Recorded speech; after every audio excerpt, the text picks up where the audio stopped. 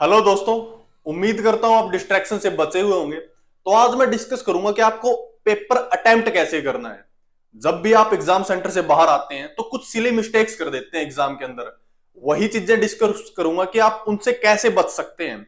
वो जो दो तीन क्वेश्चन है वो सिर्फ आप नर्वसनेस में गलत कर देते हैं, उनसे कैसे अवॉइड करना है वो मैं आपको तरीका बताऊंगा। ठीक है। इससे पहले मैं ये चीजें डिस्कस कर देता हूं कि जो भी आपके एग्जाम जो एडमिट कार्ड पे इंस्ट्रक्शन दी गई हैं उसमें क्लियरली मेंशन्ड है। काफी सारे बच्चों को ये डाउट आ रहे थे कि सिर्फ सेल्फ डिक्लेरेशन पे खुद के साइन करने हैं, कोई गेजेटेड ऑफिसर किसी के साइन नहीं करवाने, ना ही कोई उस पर स्टैंप लगवानी है। ठीक है।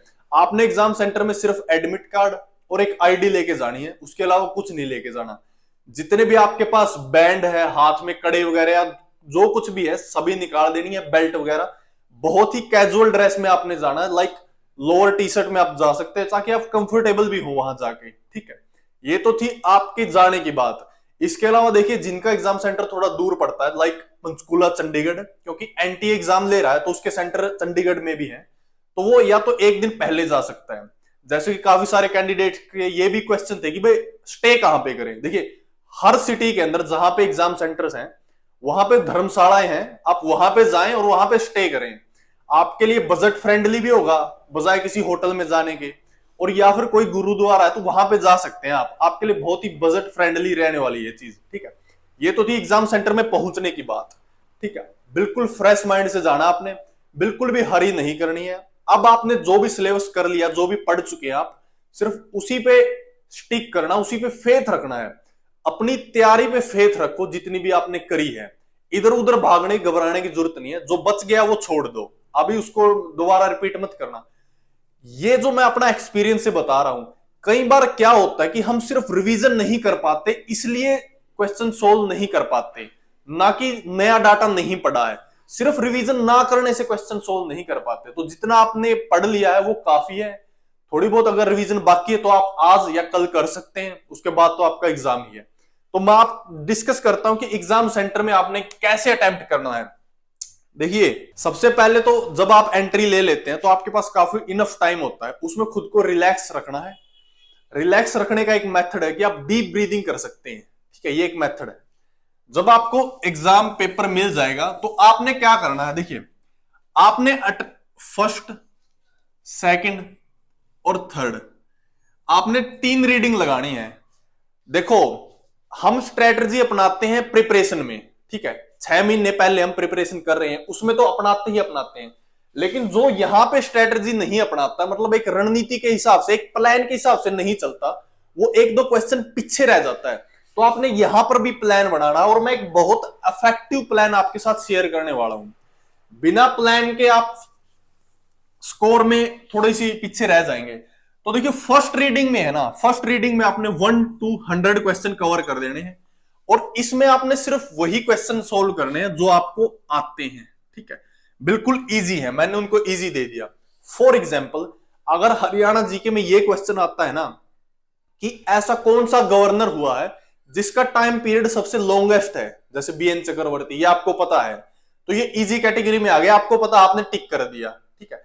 अगर ये क्वेश्चन आता है फर्स्ट बैटल ऑफ पानीपत कब हुआ, तो ये भी आपको आता है, तो ये आगे इजी कैटेगरी में, यानी ये आपने कर दिए हैं। इस रीडिंग का फायदा ये होगा कि आप सारे क्वेश्चनों पे गो थ्रू हो जाएंगे, 1 से लेके 100 तक क्वेश्चनों पे। मान लेते हैं इसके अंदर आपने 40 क्वेश्चन कर दिए। ठीक है, 40 क्वेश्चन आपने अटेम्प्ट कर दिए हैं, आपने 40 क्वेश्चन आते थे। ठीक है, मैं एक एवरेज लेके चल रहा हूं, हो सकता है आपको इससे ज्यादा है, मैं सिर्फ वो तरीका बताने की कोशिश कर रहा हूं, नंबर ऑफ क्वेश्चन पे नहीं जाना आपने। तो 1 से 100 तक जाने में आपको ये पता लग जाएगा कि लेवल क्या आया हुआ है एग्जाम का।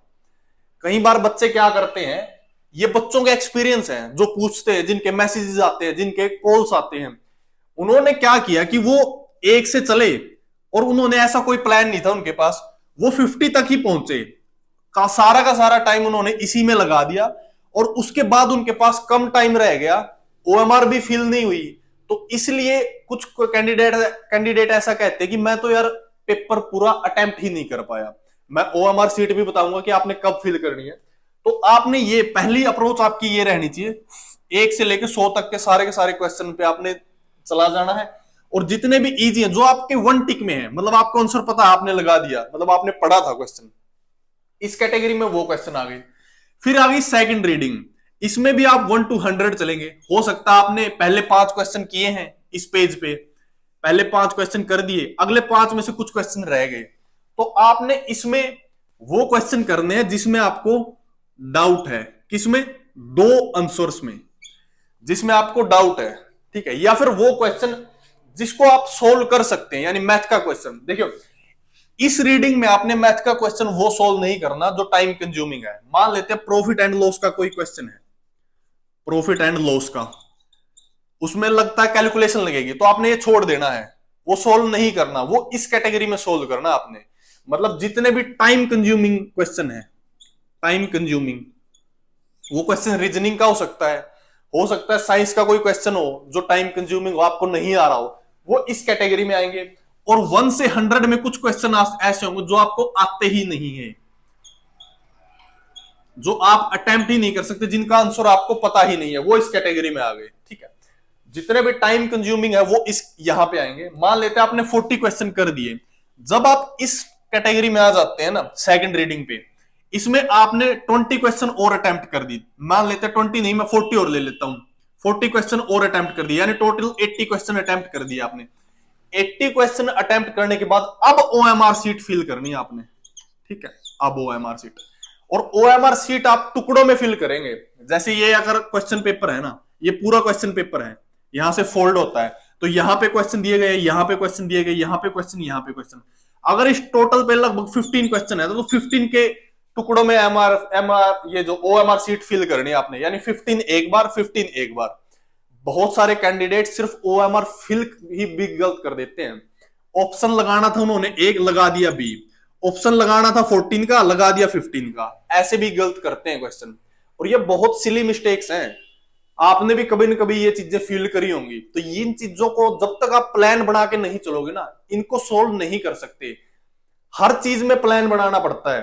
आप कैसे एग्जाम को अप्रोच करोगे, कैसे अटेम्प्ट करोगे, ओएमआर कब फिल करनी है, अगर आप पहले से ही दिमाग में लेके नहीं चल रहे ना, तो आप थोड़ा सा लैग करेंगे, थोड़ा सा पिछड़ेंगे, मतलब 1-2 क्वेश्चन गलत होगा आपका। आपको सब पूरा का पूरा प्लान माइंड में लेके चलना है कि जैसे ही क्वेश्चन पेपर मिला 1 से 100 तक मैं जाऊंगा, जितने भी क्वेश्चन मुझे आते हैं एक बार मैंने वो टिक कर दिए क्वेश्चन पेपर पर, उसके बाद मैं सेकंड रीडिंग पे आऊंगा, उसमें वो क्वेश्चन करूंगा जो टाइम कंज्यूमिंग है या मुझे डाउट लग रहा है, वो कर दिया। उसके बाद थर्ड, ये इसमें मैं वो क्वेश्चन करूंगा जो मुझे आते ही नहीं है, कोई नया क्वेश्चन आ गया जिसका मुझे पता ही नहीं है, ठीक है, वो क्वेश्चन यहां पे अटेम्प्ट करने वाला हूं मैं। मान लेते हैं जब आपको ये क्वेश्चन पता चल गए, मान लेते हैं 20 क्वेश्चन ऐसे हैं जो आपको बिल्कुल भी नहीं आते, ठीक है। अब इनको क्या करना है, अब इनमें या तो अपनी ड्राइव्ड नॉलेज लगानी है, मतलब एलिमिनेट करके कि भाई जो भी ऑप्शन दे रखा है ए बी सी डी, आपने ये कोशिश करनी है कि भाई ये तो हो ही नहीं सकता। अगर आपके पास वो ड्राइव्ड नॉलेज है या फिर उससे रिलेटेड कोई क्वेश्चन आपने पढ़ा हुआ है, जैसे जो इलेक्ट्रोमैग्नेटिक वेव स्पेक्ट्रम है, इससे हो सकता आपने ये पढ़ा हो, एक्स रेज के बारे में पढ़ा हो, वाई रेज के बारे में, बीटा रेज के, गामा रेज के बारे में पढ़ा हो, तो इससे मतलब ये जो स्पेक्ट्रम है इसकी जानकारी आप इससे ड्राइव्ड नॉलेज से लगा सकते हैं पता, ठीक है। आपने जैसे हो सकता है ये जो बेसिक सा क्वेश्चन है, भाई इलेक्ट्रॉन की खोज किसने की, आपने ये नहीं पता कि इलेक्ट्रॉन की खोज किसने की, लेकिन आपको ये पता है कि प्रोटॉन और न्यूट्रॉन की किसने की, इसको कहते हैं ड्राइव्ड नॉलेज। मतलब आपको पॉजिटिव का नहीं पता लेकिन नेगेटिव का पता है, ठीक है ना। आपने लाइट का नहीं पता लेकिन डार्क का पता, इसको कहते हैं ड्राइव्ड नॉलेज, फिर आपने उसका यूज करना है।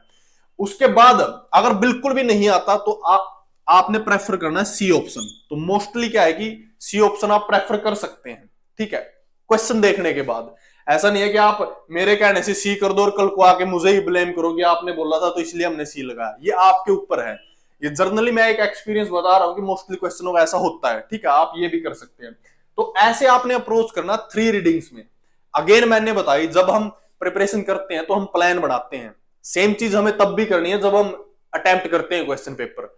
ये वो अटेम्प्ट का मेथड है जब आप वो सिली मिस्टेक्स अवॉइड करेंगे। ये मेथड हर जगह अप्लाई होता है, आपका ऑनलाइन एग्जाम है, ऑफलाइन एग्जाम है, कहीं पर भी जा लो आप, जहां भी 1 डे एग्जाम है आपका, ये मेथड का यूज करेंगे तो जो वो 2 से 3 क्वेश्चन होते हैं ना, जब आप आके रिग्रेट करते हैं अरे यार ये क्या कर दिया मैंने, वो यहां से आपके कम होंगे।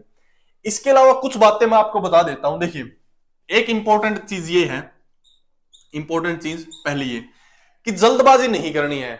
ठीक है, जल्दबाजी किस लिए नहीं करनी, जैसे हिंदी में कोई उसने दे दिया, जैसे हिंदी में एक मान लेते ये क्वेश्चन आ गया भाई, तय, तय का उच्चारण कहां से होता है, तय का। ठीक है, इंग्लिश के अंदर जितने भी जैसे वर्ण बोलते हैं ना, तय का जो आता है दंत ओष्ठ, तो कई बार एग्जामिनर दे देता है दंत या फिर दंतोष्ठ, तो हम ऑप्शन को पढ़ते नहीं है, डायरेक्ट लगा देते हैं दंतोष्ठ बिना ही देखे, क्योंकि बड़ी चीज आंखों में ज्यादा विजुअल क्रिएट करती है, तो डायरेक्ट लगा दिया हमने। तो ऐसे भी बच्चे गलत करते हैं क्वेश्चन। आपने पूरा क्वेश्चन पढ़ना है, चारों ऑप्शन देखने हैं और फिर उसका आंसर टिक करना है। ये बहुत ही इंपॉर्टेंट पॉइंट है, बिल्कुल अवेयर होके। ठीक है, ये इंपॉर्टेंट पॉइंट है। पूरा का पूरा क्वेश्चन पढ़ के सारे उसके ऑप्शन देख के फिर आंसर करना है। डायरेक्ट मान लेते हैं जैसे तय का आपको पता है, ठीक है, तो डायरेक्ट नहीं आपने जंप करना दंतोष्ठ पे, हाँ मुझे तो पता है, नहीं, आपने ऑप्शन देखने हैं, क्योंकि कई क्वेश्चंस ऐसे होते हैं जो सिर्फ ऑप्शन से ही वेरी कर जाते हैं। ठीक है, उनका ऑप्शन क्या है, जैसे एक क्वेश्चन है भाई हरियाणा कितनी बाउंड्रियों, कितने स्टेट्स की बाउंड्रियों से लगा हुआ है, एक क्वेश्चन आता है 4, 5, 6, 7। ठीक है, अगर एग्जामिनर ने 5 दे रखा और 4 नहीं दे रखा, ऐसे यहाँ पे 3 दे रखा है, तो हम 5 लगाते हैं, और अगर यहाँ पे 4 दे रखा है, ठीक है, और 5 नहीं दे रखा, तो हम 4 लगाते हैं। तो यही है, जो ऑप्शन दे रखा आपने उसके हिसाब से अपना आंसर चूज करना है। ठीक है, ये थी बात पूरा क्वेश्चन पढ़ने की। कई बार बच्चे गलती करते हैं, क्वेश्चन को कंप्लीट पढ़ते ही नहीं है। उसके बाद ये मैंने ओएमआर का बताया, आपने टुकड़ों में फिल करनी है, एक साथ इकट्ठी फिल नहीं करनी, क्योंकि बाद में प्रेशर आ जाता है, 5 मिनट रह गई, जल्दी जल्दी से फिल करोगे तो गलत फिल कर दोगे, और सिर्फ एक क्वेश्चन भी गलत करो, क्या पता वही आपका सिलेक्शन रोक दे। ठीक है, या क्या पता वही आपको एक बहुत अच्छी पोस्ट ना दिलवा पाए। ठीक है ना, काफी सारी पोस्टें ऐसी हैं जो डायरेक्ट एजुकेशन से जुड़ी हुई है, ताकि आप एजुकेशन डिपार्टमेंट में जाओ और वहां पे अपनी तैयारी को भी आगे कंटिन्यू करते रहो। तो काफी सारी ऐसी हैं। तो ये मोस्टली चीजें मैंने कवर कर दी। इसके अलावा रिलैक्स होके जाना, आपने कोई टेंशन लेने की जरूरत नहीं है। कट ऑफ का जो मैटर है वो बाद का है, कट ऑफ इतनी हाई नहीं जाने वाली, क्योंकि जो कमीशन है वो सी की जो रिक्रूटमेंट है वो पहले करवाएगा, डी की बाद में करवाएगा, ये श्योर है। इसके अलावा बाकी सारे जितने सी के एग्जाम है वो होने वाले हैं। अगर वो कैंडिडेट बैठते भी है तो उससे कोई फर्क नहीं पड़ता, क्योंकि वो वहां पे ज्वाइन कर लेंगे तो वो फिल्टर आउट हो जाएंगे। ठीक है, तो इसकी कोई टेंशन लेने की जरूरत नहीं है। इसके अलावा भी अगर आपका कोई कमेंट है किसी चीज के रिगार्डिंग, कहीं रुकने के रिगार्डिंग, या किसी भी टाइप का कोई भी क्यूरी है, किसी भी टाइप की अगर आपकी कोई समस्या, तो आप कमेंट सेक्शन में कमेंट जरूर करें, we will definitely reply that. तो आई होप ये वीडियो आपके लिए हेल्पफुल रही होगी। So this is all in this video. Thanks for watching and stay tuned. Thank you.